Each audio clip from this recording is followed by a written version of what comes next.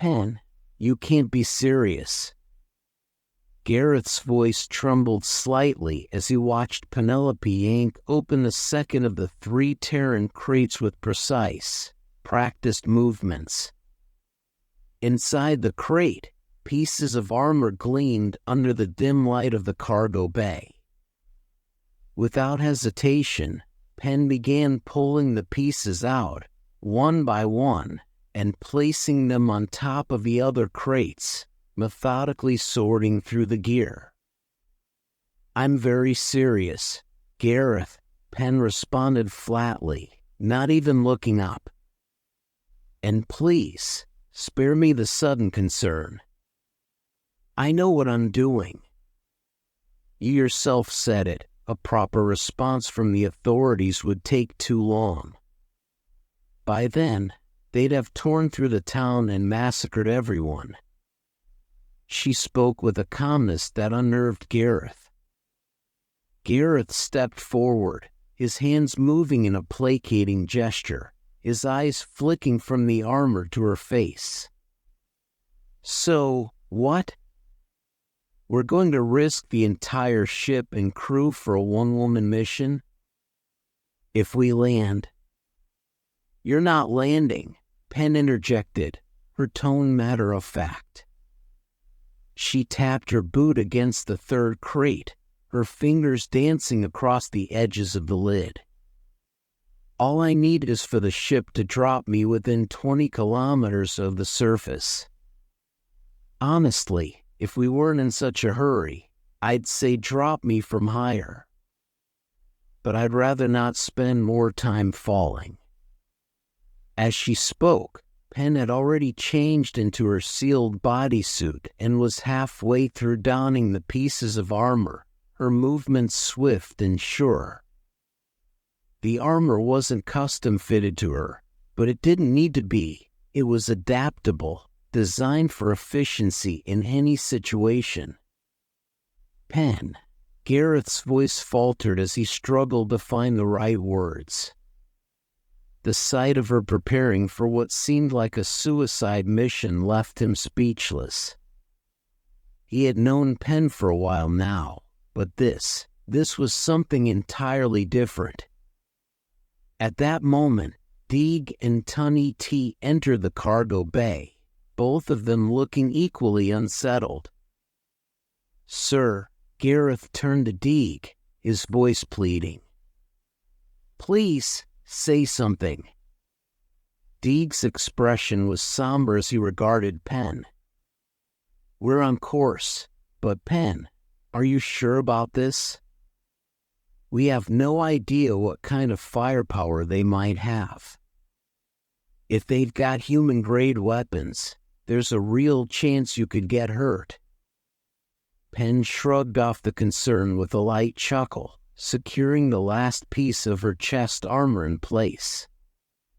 She rapped her knuckles against the hard plating with a reassuring clank. "Don't worry about me. I've got this under control. Just make sure you stay up there and don't come down until I signal that it's safe." She turned back to the 1st crate, quickly and efficiently arming herself. The sound of metal clicking into place echoed through the bay as she secured a loaded rifle to her back, the magnetic lock holding it firm. She strapped extra magazines along her belt, each one slotted perfectly into place. Tunny T, watching from the doorway, could barely contain his disbelief. Are you really going to jump? From that height?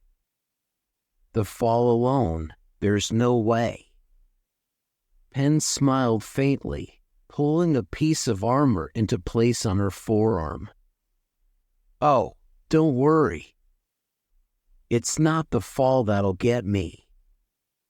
As the saying goes, it's the sudden stop at the end that does the real damage." "Yes, well, that's not exactly comforting," Tunny T replied, his uncertainty still palpable. He gestured toward the Hawk system pen was now attaching to her wrists and calves. "And you're sure these are reliable?" "Very reliable," Penn replied without missing a beat. The pieces locked into place with a satisfying click. She moved fluidly, as if the weight of the armor meant nothing to her. Her movements were quick, rehearsed, a soldier through and through. She completed her preparations by holstering a sidearm at her hip and cradling her helmet under one arm. As she headed toward the back of the cargo bay, her eyes turned to Deeg. "Deeg, I'll signal when the area's clear.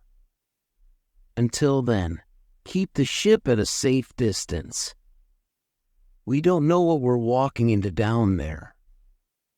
Her voice was steady, confident, though the seriousness of her words hung in the air.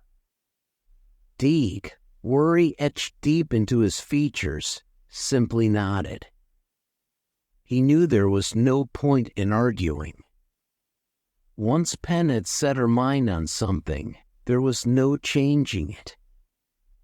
The wind began to pick up inside the bay as Deeg stepped back and hit the controls to lower the cargo door. The pressure shift was immediate. The bay door descended with a deep rumble, revealing the swirling atmosphere beyond. A gust of wind blew in, forcing the crew to brace themselves. Even from a safe distance, they could feel the force of the wind pulling at their clothes. But Penn stood at the edge of the bay door, completely unfazed. Her eyes scanned the planet below, her body seemingly unaffected by the wind and pressure. "Don't do anything reckless, all right?" Deeg called out to her over the roar of the wind, his voice tinged with desperation. Penn turned her head slightly, giving him a half-smile over her shoulder. "Don't worry. I'm not the one who makes dumb decisions." She glanced back at the crew one last time, her eyes finding Thwill, who was clinging to Tunny T with a look of absolute terror. She gave him a playful wink. "Thwill, this is the fun part." With that, Penn slipped her helmet on, and a brief beep confirmed the pressure seal was intact. Oxygen flooded her helmet, and she took a deep, steadying breath. And then, without another word, she took a step backward and let herself fall into the open sky. The view from the cargo bay vanished as the blue nebula rapidly ascended, the ship disappearing from her view. Now, it was just her and the planet below. As she fell, Penn's body instinctively adjusted, her limbs positioning themselves into a streamlined shape. The atmosphere rushed past her with incredible speed. She reoriented herself, head down, speeding towards her target below. The curve of the horizon was still visible, though growing sharper as she descended. In the distance, Penn could make out the settlement near the spaceport. The town was small, half-constructed buildings lining the cliffside. Smoke rose from several fires, and she could see people moving, running in panic. As she got closer, the details became clearer. Large, crab-like machines, frames, were marching through the streets, their weapons firing indiscriminately. Penn narrowed her eyes, mentally mapping out her approach. She adjusted her angle, aiming for a narrow walkway adjacent to the town square. She needed cover and a good vantage point to survey the area before engaging the enemy. Her timing was impeccable. With only seconds to spare, She twisted her body, arms and legs spreading wide to slow her descent. The ground was racing up to meet her, but she stayed calm, focusing on her landing. The thrusters on her wrists and calves fired just in time, significantly slowing her fall. She passed over the roof of a small building, cutting the thrusters before dropping into a forward roll on the ground. She landed hard, but controlled, her knees absorbing the impact. Her rifle was in her hands almost immediately, her senses sharp as she quickly cleared the walkway. No one was there, but the sound of gunfire and the distinctive mechanical whir of the frames filled the air just beyond the alley. Penn pressed herself against the side of a building, peeking around the corner, rifle first. She saw 3 of the 6 frames that were wreaking havoc in the town square. The crab-like machines moved awkwardly, their rifles clearly not meant for their designs. Each time they fired, they had to brace themselves, as the recoil made their movements clumsy. Despite their awkwardness, they were still dangerous, and worst of all, they were targeting civilians. Penn's jaw clenched. Not today. Without hesitation, she lined up her first shot. 3 rounds, quick and precise, slammed into the nearest frame, reducing its head to a shower of sparks. Its legs buckled, and the machine collapsed. Penn moved fast, advancing toward the next 2 frames. They didn't even have time to react before she took them out with similar efficiency. The remaining frames turned toward her position, their guns roaring as they unloaded into the mouth of the alley.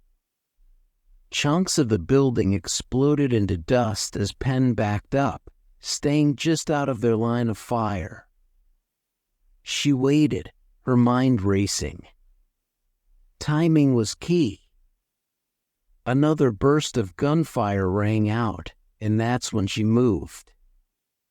In a blur of motion, Penn rolled out from behind the building, dropping to one knee as she aimed her rifle. The frames, still adjusting their aim, didn't stand a chance. 3 precise shots later, and they were down. Penn didn't stop moving. She sprinted across the open street, ducking into the next alley as 2 larger frames locked onto her position. Their suppressive fire tore through the street, forcing her to dive into cover. These machines were built for heavier combat, their movements slower but far more deliberate. There was no pause in their firing. Their recoil systems were far superior to the smaller units she'd just dealt with. She reloaded, her mind calculating her next move. The larger frames wouldn't go down as easily. Their armor was thicker, and their weapons more advanced. Penn pressed her back against the wall, adrenaline flooding her system as the sound of their weapons rang in her ears.